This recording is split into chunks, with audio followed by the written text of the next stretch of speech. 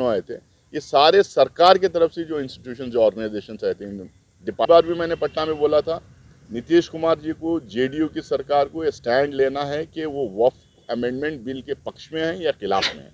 मैं पूछा ट्रिब्यूनल जो है वक्फ बोर्ड बनाती है या ट्रिब्यूनल स्टेट गवर्नमेंट अपॉइंट करता है, तो उनके पास कोई जवाब नहीं था। लगभग सारे समुदायों को अलग अलग बोर्ड है अपने रिलीजियस प्रॉपर्टीज को मैनेज करने के लिए। इस अमेंडमेंट जो आया है, ये अमेंडमेंट राजनीति होते रहेगी, सरकारें आते रहेंगे, सरकारें जाते रहेंगे। जो आप लोगों के खिलाफ जो उनका लाइन टो नहीं करते, उनको अंदर किया जाता है। ये संविधान खतरे में नहीं है, बोलने की आज़ादी नहीं दी जाती, संविधान खतरे में नहीं है। इलेक्ट्रोल बॉन्ड्स में पैसा डरा धमका के बिजनेस हाउसेस को ब्लैकमेल करके सुबह में रेड हो जाता है, शाम में इलेक्ट्रोल बॉन्ड्स में पैसा इकट्ठा हो जाते हैं, अगले दिन रेट खत्म हो जाता है। नमस्कार, मेरा नाम प्रेम है और आप लाइव स्ट्रीम देख रहे हैं। नीतीश सरकार से जो विपक्ष के नेता हैं, कांग्रेस के नेता हैं, वो साफ शब्दों में कह रहे हैं कि वक्फ को लेकर जो अपना स्टैंड है वो क्लियर कीजिए। मुसलमानों को केंद्र सरकार डरा रहा है। ऐसा हम नहीं बल्कि कांग्रेस के राज्यसभा के सदस्य हैं नासिर हुसैन। देखिए, पटना में प्रेस कॉन्फ्रेंस की है और प्रेस कॉन्फ्रेंस के दौरान जो जेपीसी की बैठक में तमाम बातों को रखा गया था, उन तमाम चीजों को लेकर विस्तार से बता रहे हैं। उतना ही नहीं, दिल्ली में विधानसभा चुनाव होना है, इसको लेकर भी सवाल पूछा गया। क्या कुछ करें, सबसे पहले आप वो सुनिए। नमस्कार। बड़े भाई और कांग्रेस लेजिस्लेटिव पार्टी के लीडर डॉक्टर शकील अहमद खान साहब, आनंद साहब एमएलए, बरकत साहब, हमारे प्रवीण कुशवाहा साहब, मिन्नत रहमानी साहब और बहुत सारे हमारे साथी यहाँ पर हैं। कल तो राहुल गांधी जी आए थे, 2 प्रोग्राम में उन्होंने पार्टिसिपेट किया। एक संविधान बचाओ आंदोलन वाला जो एक था, उसमें उन्होंने पार्टिसिपेट किया और बहुत विस्तार से अपनी बात उन्होंने रखी है। उसके अलावा कांग्रेस दफ्तर में उन्होंने कांग्रेस वर्कर्स के साथ वार्तालाप किया, वहाँ पे भी अपनी बात रखी है। तीसरी कल जॉइंट पार्लियामेंट्री कमेटी ऑन वक्फ यहाँ पे पटना में रही, तो उसमें दिन भर के डेलिब्रेशन चले, बहुत सारे स्टेक होल्डर्स आए थे। 95% अमेंडमेंट जो बिल लाया गया है उसके खिलाफ आए थे, 5% कुछ सपोर्ट में भी आए थे, तो उसमें भी काफ़ी लंबी कल बातचीत हुई है। हम देश भर में राहुल गांधी जी संविधान को बचाने के लिए, संविधान में कुछ चीज़ों को संशोधन करने के लिए, कास्ट सेंसस को लेके अपनी बात हर जगह जाके रख रहे हैं। उसी दौरे में पटना में भी कल आए हुए थे। कांग्रेस पार्टी एकदम कॉन्स्टिट्यूशन को पार्लियामेंट इलेक्शंस में मुद्दा बनाई थी। जिस तरह से भारतीय जनता पार्टी के नेताओं ने कॉन्स्टिट्यूशन को ख़त्म करने की बात की है, कॉन्स्टिट्यूशन में मेजर अमेंडमेंट्स लाने की बात की है, कॉन्स्टिट्यूशन को नहीं मानने वाली बात उन्होंने कई उनके नेताओं ने किया है। इसीलिए हम पार्लियामेंट इलेक्शन में मुद्दा बनाए थे और लोगों के बीच में ये बात भी हम लोगों ने ले गई थी और कहा था कि 400 पार का नारा ये जो बार बार ये लोग दे रहे हैं, 272 चाहिए सरकार बनाने के लिए, लेकिन 400 पार की बात क्यों कर रहे हैं? सिर्फ इसलिए करते थे क्योंकि अगर 400 से ज़्यादा इनको सीट आते तो ये संविधान बदलने का काम करते थे। लोगों ने उस बात को सराहा, लगभग दोनों को सिमिलर मैंडेट दिया। उनको जो मैंडेट मिला है और हमें जो इंडिया अलायंस को जो मैंडेट मिला था, तो 15-20 सीट का अंतर था। तो इसका मतलब जो है, उनका जो कॉल था 400 का और संविधान बदलने का उनका जो कॉल था, उसको इस देश की जनता ने माना नहीं है और उसके खिलाफ जो है उन्होंने वोट दिया है। आज भी वो अलग अलग अमेंडमेंट्स के तहत वो कॉन्स्टिट्यूशन में फेरबदल करने की, कॉन्स्टिट्यूशन में कई सीरियस अमेंडमेंट लाने की बात करते हैं।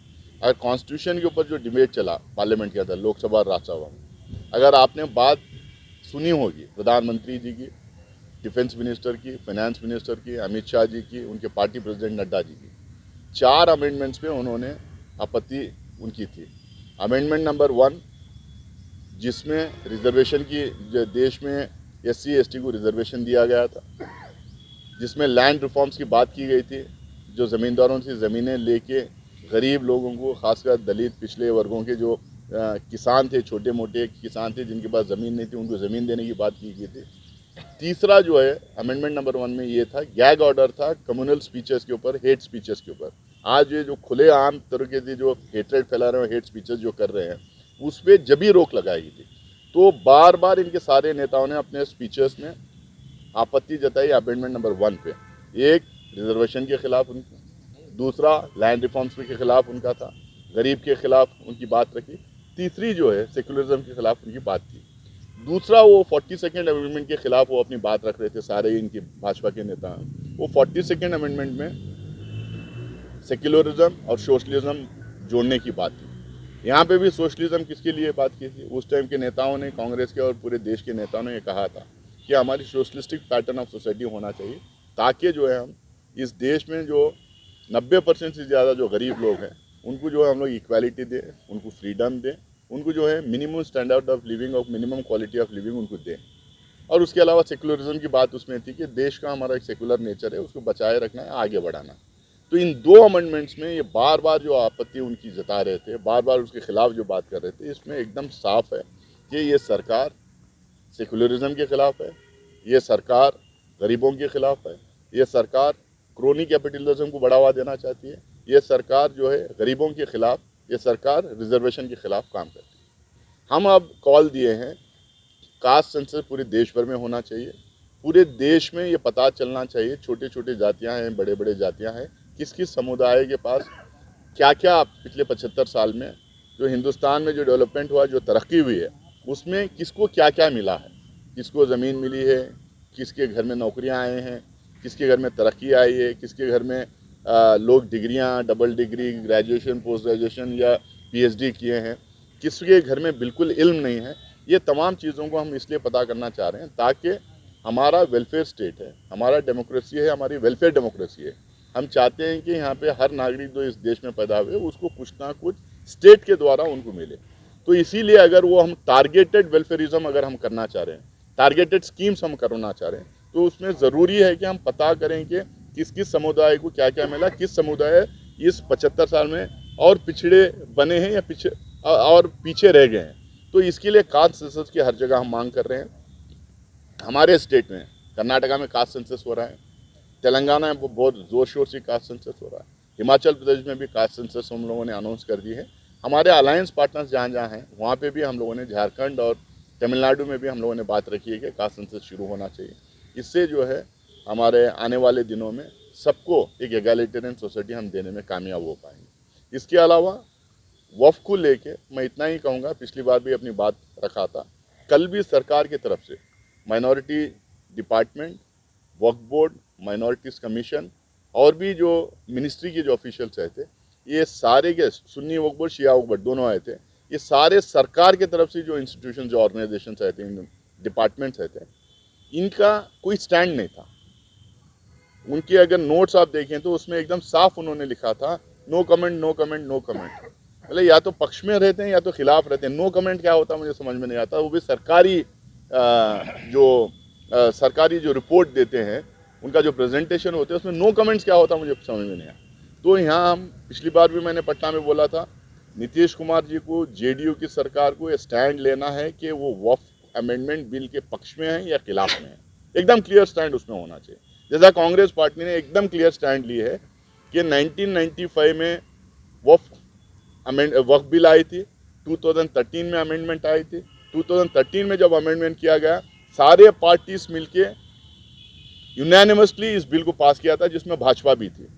2019 के इलेक्शन में भाजपा अपनी मैनिफेस्टो में उन्होंने डाला था कि रहमान खान कमेटी रिपोर्ट जो है वक्फ के ऊपर, कर्नाटका में उनके भाजपा के चीफ मिनिस्टर से उन्होंने बोला था कि 2013 का जो अमेंडमेंट हुआ उसको पूरी तरह से लागू करेंगे। अब ये सिर्फ और सिर्फ क्योंकि इनके पास मुद्दे ख़त्म हो गए हैं, इस मुद्दे को उछाल के, मिस इन्फॉर्मेशन फैला के, ये वोट डिवाइड करना, पोलराइज करना, डिवीज़न करना, समाज में दंगे फसाद फैलाने का ये काम कर रहे हैं। हमने बहुत सारे इनके संस्थाएं जो कल आए थे, जो प्रो भाजपा हैं या भाजपा की मानसिकता के जो हैं, उनसे हम लोगों ने पूछा जो मिस इन्फॉर्मेशन है। मसलन उन्होंने कहा कि ये 1995 के एक्ट में ऐसा है कि वक्फ बोर्ड कोई भी ज़मीन अपनी जो चाहे उसको अपने नाम पे लिख ले सकती है। तो मैंने पूछा, भाई आप बता दीजिए 1995 एक्ट में कहाँ लिखा हुआ। मेरे पास एक्ट की कॉपी है, आप बताइए कि कहाँ लिखा हुआ। उनके पास जवाब नहीं था। उन्होंने कहा कि पार्लियामेंट बिल्डिंग वक्फ में है करके वक्फ क्लेम कर रहा है। बताइए कि कौन क्लेम कर रहा है, कौन सा वक्फ बोर्ड क्लेम किया अब तक, वो बताइए। तो उनके पास कोई जवाब नहीं था। वो कह रहे थे कि जो है ये अपने जजमेंट खुद ही करते हैं, ये कोर्ट चलाते हैं। मैं पूछा ट्रिब्यूनल जो है वक्फ बोर्ड बनाती है या ट्रिब्यूनल स्टेट गवर्नमेंट अपॉइंट करता है? तो उनके पास कोई जवाब नहीं था। तो भारतीय जनता पार्टी का संघ परिवार का जो इकोसिस्टम है, वो पूरा इकोसिस्टम लग गया है वक्फ बोर्ड को बदनाम करने में और डिस्क्रेडिट करने में। मैं आप लोगों को बताना चाहता हूं कि बार बार जो कहते हैं, नरेंद्र मोदी जी भी, उन्होंने भी एक बार कहा है कि ये अनकॉन्स्टिट्यूशनल बॉडी है, कॉन्स्टिट्यूशन के तहत नहीं बनाया गया। मैं इनसे पूछना चाहता हूं, अगर वक्फ बोर्ड अनकॉन्स्टिट्यूशनल है, इतने स्टेट्स में, लगभग सारे स्टेट्स में एंडोमेंट बोर्ड है हिंदू कम्युनिटी के लिए, मुजराई डिपार्टमेंट है हिंदू कम्युनिटी के लिए, अलग अलग स्टेट्स में रिलीजियस एक्ट है, हिंदू रिलीजियस एक्ट बनाया गया है। ये सारा का सारा कॉन्स्टिट्यूशन के तहत ही बनाया गया है। लगभग सारे समुदायों को अलग अलग बोर्ड है, अपने रिलीजियस प्रॉपर्टीज़ को मैनेज करने के लिए, गवर्न करने के लिए अलग अलग बोर्ड्स हैं। वक्फ का मतलब दान होता है। दान हर समुदाय में किया जाता है। कहीं मंदिर को किया जाता है दान, कहीं किसी और रिलीजियस सेंटर को किया जाता है, गुरुद्वारा किया जाता है, मस्जिद को किया जाता है, चर्च को किया जाता है। ये झूठ मूठ का भ्रम फैला रहे हैं, मिस इन्फॉर्मेशन फैला रहे हैं कि सिर्फ मुसलमानों के लिए वक्फ बोर्ड है और दूसरे कम्युनिटीज़ के लिए नहीं। हर कम्युनिटी के लिए कहीं ना कुछ बोर्ड बनाया गया। हम तो कह रहे हैं, मैं कांग्रेस का CWC मेंबर हूँ, MP हूँ, JPC कमेटी का मेंबर हूँ और कर्नाटका में वक्फ बोर्ड का भी मेंबर हूँ।